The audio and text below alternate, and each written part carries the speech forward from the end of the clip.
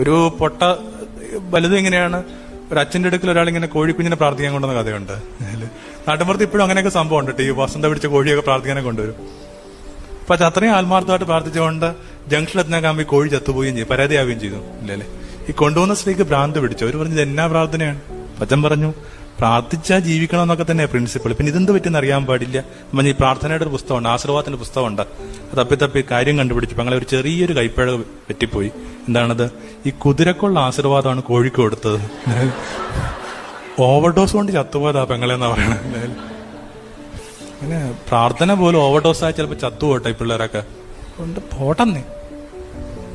സമ്മർദ്ദങ്ങൾ കൊടുക്കാതെ ജീവിക്കുക. ഓരോരുത്തർ നമ്മളെ തന്നെ ഗൗരവമായിട്ട് എടുക്കുന്നിടത്ത് ഈ പ്രശ്നം.